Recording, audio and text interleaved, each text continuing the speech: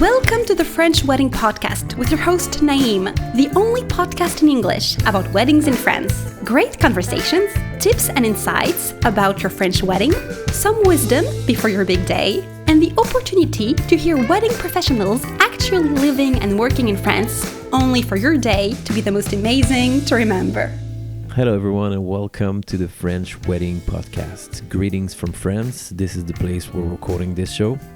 I'm Naïm, professional ceremony officiant based in my hometown Paris, and I created this show especially for future brides and grooms willing to get married in Paris or anywhere in France. Each episode is an occasion to meet a main actor of the industry, can be a vendor such as a wedding planner, hair and makeup artists, bridal salon, videographer, venue owner, bloggers, you name it. This show exists to bring you some insight about how people do things in France regarding the wedding industry, but we also share funny stories, things to know, and special memories when we happen to work together on the very same wedding. Today I welcome again Katerina Meyvial for a third episode, this time about the process of wedding planning. For those who don't know Katerina, she is a wedding planner based in Paris. Katerina plans wedding and elopements in Paris since 2016, and she's been working with an international clientele of couples from all over the world. Besides that, Katerina is also a wife, mom, and champagne lover. So take a step back, relax, and welcome again Katerina on the French Wedding Podcast. Katerina, welcome again to the show. That's the third time. Thank you again. Thank you for a third time. It's getting regular between us, like this kind of thing that we're planning, like, okay, well, let's do this episode again. This is like a routine. I like it. Well, there's so many things to tell about weddings and elopements in France and in Paris. So I think we can continue for another 3 episodes for sure. I like the idea. Let's go ahead. So today we're going to talk about, once again, you're a professional wedding planner. I'm not presenting you again because you're kind of a star of the show now. You're doing wedding planning professionally since 2004? 16, yep. Right. So you are offering advice today to our listeners. The team that we're talking about is different planning offers. What do you have in mind? Because you also have to educate me on that, because I'm not really sure about what are we talking about. Yes, sure. So basically, when you start looking for a wedding planner, be it in your home country or abroad, when you plan a destination wedding, you will find 4 standard offers, which would be a full or A to Z planning, a partial planning, on-the-day coordination, and also sometimes you can find packages, which are basically like a pre-established offers with a fixed price per person, which gives you like a minimum of opportunities. So I wanted to talk a bit more in more detail about these different planning options and services to make sure you know which option corresponds best to you. So full planning is probably the most obvious one. You get the planner and the person does everything for you. The person will look for venue, will cherry pick vendors for you based on your preferences, on your criteria, on your budget. That's going to be the person who would take care of the payment agendas, of the calendar, of all the meetings, of the degustation plannings, all these kind of little things and details that often stay behind the scenes that are not really visible to clients because you cannot show them on Instagram. Yeah. So all these planning things will be taken care of for you. What you will need to do is basically tell what you love, what you don't love, tell your preferences, and you'll have the leisure to choose the perfect venue, the perfect vendor to throw your bachelorette party. The partial planning, well, basically all planners put different offers in this service. For my side, I have stopped doing partial planning because it leaves too much of a blank space between the responsibilities of the couple and of the planner. So that's the same thing with the on-the-day coordination only, because at some time, if there is no clear idea of who is responsible for what, in the end, you will probably get some errors, some mistakes, some little misunderstandings. And in the end, you don't really know whose fault is that. Right. So I do prefer doing full planning only at so special events because it allows me to guarantees the level of service, and I'm the only person responsible if in case if there are errors or problems, and I'm the one who is supposed to deal with them. But yes, partial planning could be a good option if you want to have as much control as possible, and if you are happy to do the planning yourself, if you are happy to get in touch with all the vendors to analyze their contract, if you're happy to, I don't know, perhaps even look for the venue yourself. Because as I told you, like all planners would put different services into a partial planning offer. From the experience, as far as I have noticed, partial planning and coordination only are mostly offered by beginners. Okay. As far as I see in the industry, the more experience you get, the less likely you are to offer partial planning or coordination only. Got it. But I might be wrong. There might be some like experienced planners. What if people want to have it? They're able to book it with you. No, I don't do partial You planning don't. on it. Okay. I only do full planning now because I really want to have the full control of the quality I do provide. And be accountable for everry detail. Exactly, and anything. exactly. Okay. All right. The coordination is a good option if your event is rather straightforward, if you do not change any location, if your ceremony, if your cocktail, your dinner and the party take place at the same place without changing the venue, the location. In that case, having a coordinator would be good because that will be the person who will be dealing with the kitchen, orienting guests during the event, take care of small little details of the event that you don't want to deal with. Of So course. if your budget is limited and if you're happy to do all the planning on your own, definitely go for a wedding coordinator, like on the day coordinator, because this is definitely an investment that you'll never regret because it's Okay. priceless to have someone on the day of the event to take care of all the little troubles and planning and Anything that can happen. Yes, So and timeline. that's three things, right? Yes, exactly. So these are three typical offers that, That you can find. planners normally offer.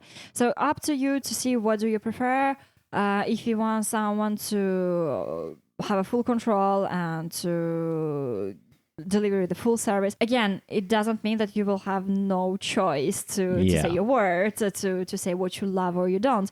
You remain in control of the situation. It's just that you will have someone who will guide you on things that you would not necessarily think about, like food quantities, like champagne quantities, like layout of the place. You won't necessarily think about the electricity which is available in the chateau you have rented. And at the same time, it's essential to think about those kind of things because if your catering company is not able to work properly, or if the DJ cannot play the music because the electricity network is overcharged, you do not want to think about it. Yeah, what you were saying on the last episode, I remember you were saying that you were talking about informative decision. I really like that. This is probably the thing that you have when you're a wedding planner. Exactly. That you can propose to your clients, right? Exactly. So I think it's super important. Like all options are there. Everything is possible. You decide what is the best solution for you and for your wedding. You just need to know all the information, and you just have to have all this information on answers to the questions before you engage yourself into a project with a wedding planner. One thing about informative decisions is that now with your experience, you probably know a lot about the mistakes to avoid when you're considering planning your wedding in France or in Paris. Where would you start? Yes, exactly. Well, this is actually like the some of the mistakes that were committed during the events made me decide not to do partial planning anymore. Yeah, experience talks. Exactly. Always. So, for instance, I had a couple. It was a bride who planned her wedding on her own, and she didn't realize that the venue that she has booked does not authorize events outdoors. Or she has planned everything to have her dance floor outdoors. Wow. So this is kind of thing which seemed to be pretty obvious. But you have to think about it. There are so many things which are pretty obvious in the wedding planning process, but you have to think about them. And if you don't have a necessary experience, if you are not used to think about the B plan, about the contracts, about the alternatives, about the troubles that can arise, you just won't. Well, you are not used to. You won't notice the things coming. 100%. So yes, one of the most common mistake would probably be that the venue does not correspond to the idea of the celebration. For instance, having a venue which is too big just because you love it, it's not a good idea, because if you rent a venue for 300 people and you only have like 70 people presented at your dinner, you guys will feel lost in this huge space, even if it's gorgeous, even if it's splendid, even if the price is amazing. You have to have the venue that corresponds to your event. And sometimes it's very difficult, especially when you have a crush on a place or on a vendor. Getting emotional, right? Which can happen to both men and women, by the way. Oh, definitely. And it's good that it's happening. Like, it's normal. It's like so human. So, but at the same time, you have to stay reasonable. And this is why you have a planner as well, because this is our role to say, okay, I understand you have rational. A crush, but there are some things you should think about. That's very important. So yes, the having a venue which is too big or too small, having a venue that does not have air conditioner, or just because you don't think about it, or having a venue that typically it happens often with hotels. In Paris, most of hotels would only allow you to celebrate and have the DJ and the music till 1 o'clock at night, which is quite early, especially if you start your cocktail at 6 o'clock. Like, most of French weddings would last till 3 or 4 o'clock in the morning. In case if you have to end the party at 1 o'clock, but your dinner you have planned your dinner to finish, I don't know, at 11, which basically leaves you 2 hours only to party. And like, by the time you will be in the mood, you will start really partying, it will be the time to finish it already. So those kind of little things have to be anticipated. Either you put your dinner for earlier, you plan your dinner for earlier. This is what you propose in this case. For example. Exactly. Right. That could be a good solution. Or you just choose another location where you can party till 3 or 4 o'clock in the morning. You have to decide on your priorities, be that a high quality food, be that a decor, be it proximity to city center or an airport, be that the accommodation which is available at the place. So based on your priorities, and you cannot most of the time have all of them, often in this life you have to choose. But at least, once again, even when you have to compromise sometimes, at least you know what you're getting in the end. Exactly. Yeah. And you get someone to tell you, okay, pay attention to this because that will have an impact on that part of the evening, or pay attention to that would have a consequences of better or worse guest experience.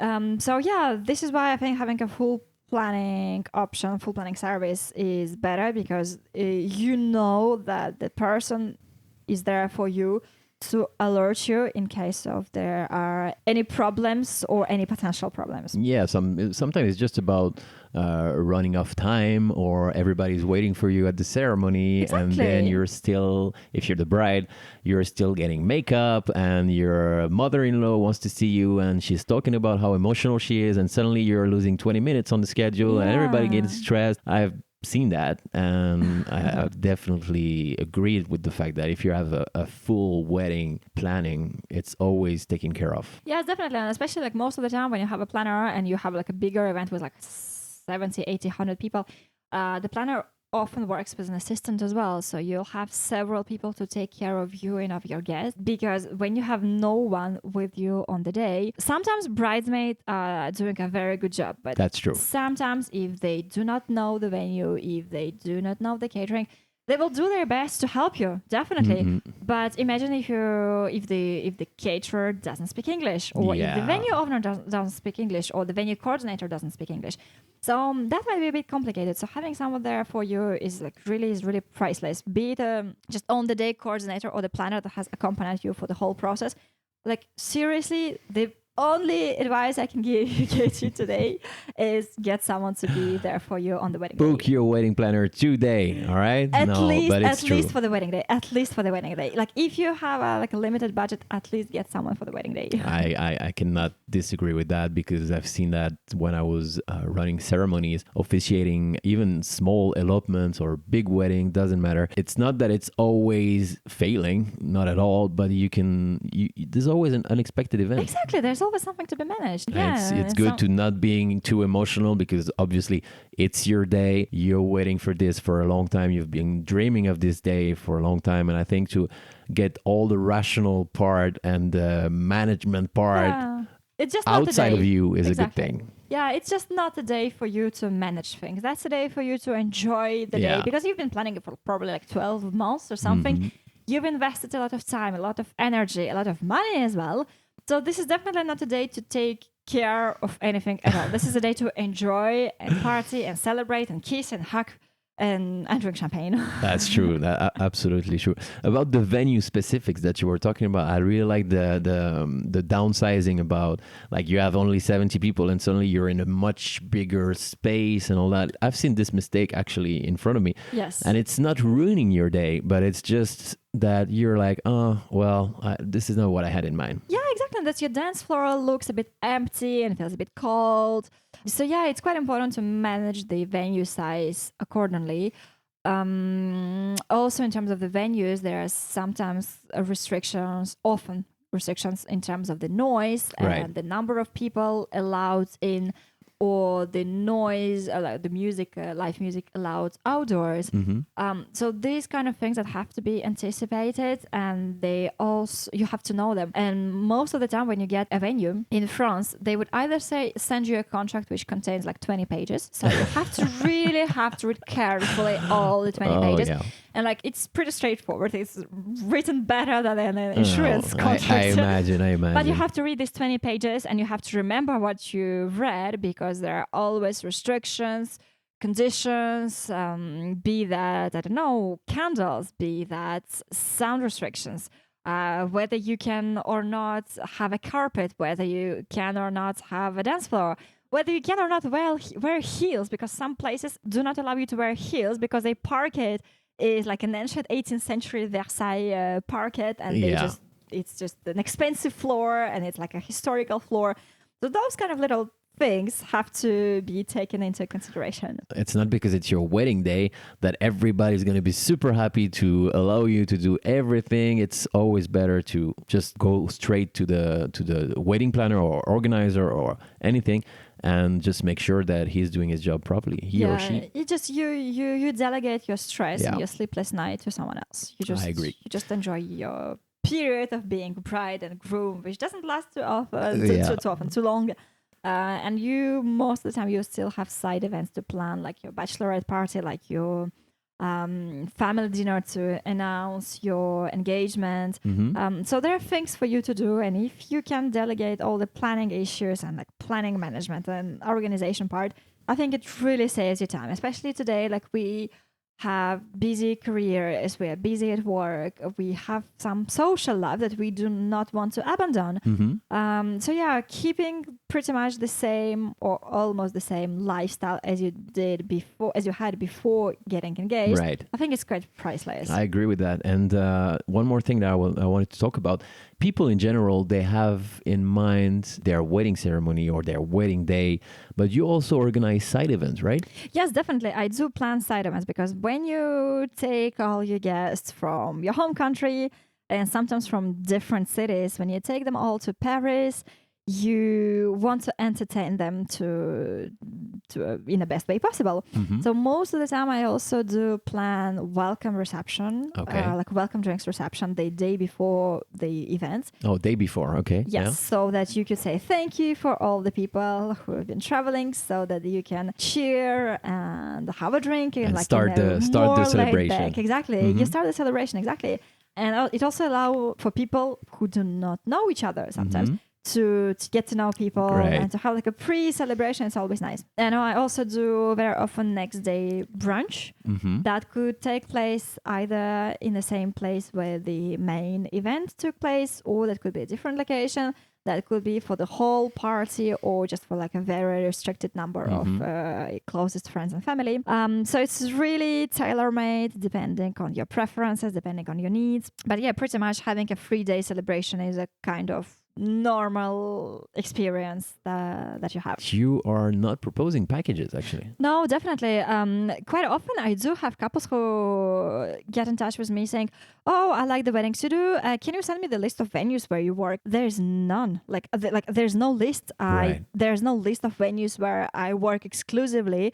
For every couple, I do a venue search individually based on what they're looking for, based on the budget, based on the guest number, based on the ambience they're looking to create. I'm not going to propose you the same thing as I proposed to my previous couple, because your wishes will not be Unique. the same. Exactly. Yeah. Like all weddings are different. So this is why I don't really have like a pre-established list of venues. I do have an established list of caterers, for instance, because the offer is quite constant in a way that I know the quality of the food, even though the menu can change season to season, year to year, because in France we do really respect seasonality of product. But yes, I do have a pre-established list of caterers, of photographers, videographers, celebrants, makeup artists, florists, because I know that the quality of their service is constant, and I know that they can adjust and adapt for any wedding. But that being said, I would still not recommend you the same photographer as I've recommended for the previous couple, because you might have a different vibes, different style, once again, different budget. That's thing to be taken into consideration as well. Priorities are different. For some people, having like exclusive and like unique and prestigious venue is super important. For some people, having like a very famous chef creating or signing their menu is super important. So based on what is important to you, I will select different venues and different vendors. Okay, so you really go from the clients or the couple needs. Exactly. And then yes. you go working from there. It's always a tailor-made offer. This is why I never even envisioned to sell packages, because it's just like you cannot sell packages. Like it's a wedding. A lot of people do. That's why I think it's very special. I think it's really good because people can actually build their own package. Exactly. It's absolutely sur mesure. It's absolutely tailor-made. It should reflect your personality. It should reflect who you are, your celebration, the vibe of the event, the vibe of the party.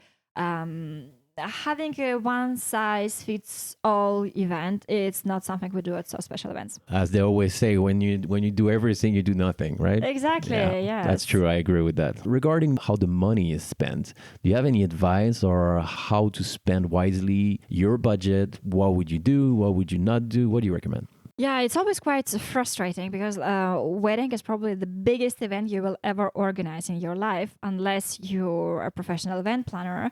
Maybe not even professional. You plan a lot of events for your family, for your friends, etc. But it's probably going to be the biggest party, the biggest event you will ever organize in your life. The budgets are always important. And you kind of get frustrated quite easily, and you really have to have an approximate budget in your mind, quite detailed, to see when are you overspending on something and when you can push a little bit if you really have a crush on the venue, for instance. So this is why when I work with my couples, I do prepare a document for them that is accessible at any time. It's a document that we share that has a draft budget and a real budget. So the draft budget is a document that is drafted for you to have an idea of how much things would cost approximately in France. Like an average. Exactly. Okay. So this is for you to, this is something like average. Yes, exactly. The average for you to expect. For instance, if the budgeted amount for the venue is 10,000 euros, if you decide that, oh, actually, I'm in love with the venue, which costs the double of that, you can pretty much quickly say, oh, there's something wrong with the budget. So either I will end up overspending by 10,000 euros or this venue is just not for me. Right. Okay. So, yeah, so these things have to be taken into consideration. So I always try to keep my couples informed on the draft budget to for them to anticipate the budget flow, the expenditure that they are supposed to make. It's also important because there are two periods of the year, like of the planning process, which are very intense in payments. It's the very beginning and the very end of the process, because in the very beginning you pay a lot of deposits, and in the very end you pay a lot of like a second part of the balances. So what I always try to do is to negotiate payment agenda with my vendors in a way that you can make multiple payments so that you can spread the investment throughout the whole year instead of having like two very financially intense periods. So yes, I always keep a track of real life budget.